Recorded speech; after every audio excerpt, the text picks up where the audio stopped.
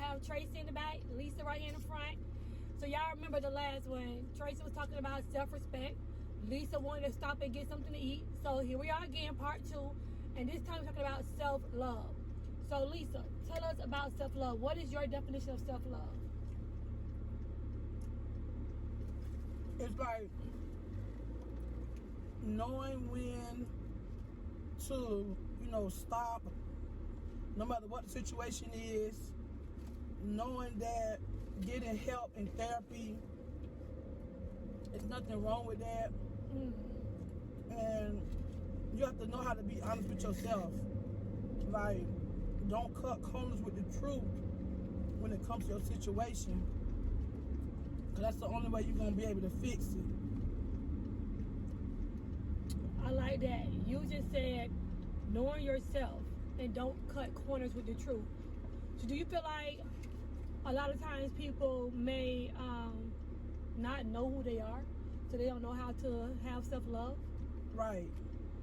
Yeah, okay. A lot of times it's just not, it's not really understood how self-love looks. Because a lot of us was raised to, like, take care of kids, take care of family, take care of your husband, take care of this and that. But if you don't take care of yourself first, nothing is going to be done, and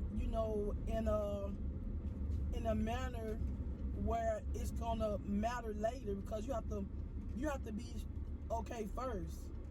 You can't help nobody if you're going through it, if you in distress, if you stressed out, if you don't understand what's going on, if you got a headache, can't do nothing. Right. I like that a lot.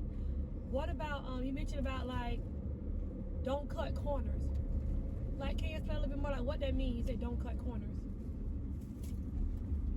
Like knowing when to say no. Okay, go back to that. Knowing when to say no. Yeah, knowing when you need to just take a time back and look at what's going on around you.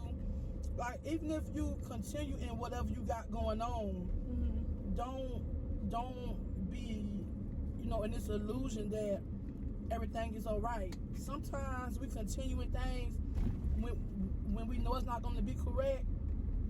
That could just be a lesson for you.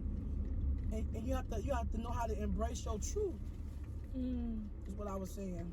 You are saying some really powerful things, like embrace your truth, don't cut corners. Those are very powerful. And then you mentioned about therapy. You said, sometimes you gotta go to therapy. What's your take on, like, therapy? As far as when should people say, hey, therapy is needed? I think therapy is needed for me. When do you think that moment should, begin? When you to the point you keep asking people around you, like, what to say, what to do, how to feel, and you keep getting the same answer, or you keep on getting the same pattern of an action, then you need somebody on the outside that's more experienced. You know what I'm saying? 'Cause a lot of times when you talk to people that you know and love and friends and stuff like that, they speak from their experience. And a lot of times, stuff is based on experience, but stuff be based on logic. Stuff has to be based on the future, how it's gonna play out for you in the future, how it's gonna look for you now, your kids. So those type of things. And if you're not well and in a good place to love yourself properly, sometimes we just don't make the best decisions. So that's when I feel like it's best to seek help from a professional, point. Wow, I like how you said that we need to love ourselves, and sometimes we don't love ourselves, we won't make the right decision. Like, it can kind of like cloud our decision making. Yeah, but even in that point, it's nothing for you to be down on yourself about. It's something for you to understand that this is an experience that I'm having, and it's a lesson. It's lessons and blessings. Like, for me, I don't believe in wasted time and things like that, because I feel like it's a lesson or a blessing. But then it's also your perspective of how you think of things. You know what I mean? So, yeah. So what do you want to leave our viewers with? What do you want to leave our viewers with about, self-love? What you want to share with them, maybe from your experience, that you want them to listen to and take with them? Okay, so a quick overview of what I have going on. Like, okay, so my husband passed away in 2020. So for whatever reason, I started dating, like, maybe like a it was like a year and a half after he had passed away. So, you know, the experiences from the people that I was dating, I feel like they are all good men. It's just that the space that they're in their life, it's not matching what, you know, what I want. So they try to drag me along and don't like be completely honest about what's going on, but that's not what I'm looking for. I did that, you know, in my earlier years. Like, you know what I mean? So, you know, just self-love for myself, you know, I continue to like talk to them or whatever, or have a friendship with them, but I know that a relationship or sex was not going to be continued with these people because they don't want what I want. So the self-love for myself, you know, I had to just say no, but we still friends. I still talk to all of them. Still friends, but sexually, no. They want sexually, but I'm good. She good.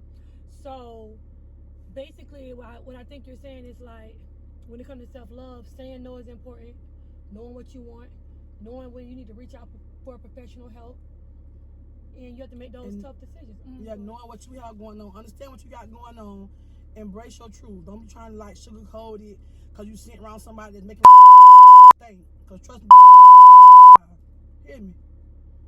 So that's very important, because sometimes people will make you feel bad just because that's not their experience. I speak that because I have been there. Like, I'm the type of person that had never experienced a lot of things. So now that I'm starting to experience a lot of things, I understand that it's not even based on, you know, how somebody else look at it. It's based on what I understand is going on and what I understand what I want and don't want from life. And a lot of times in life, you cannot speak on something or say what you will and won't do if you didn't experience it. A lot of times, watching somebody else go through something, it's going to be a whole different perspective than if you went through it. Because if you see somebody else go through it, you can always say, "Oh, I wouldn't do that." I know that because I've been there.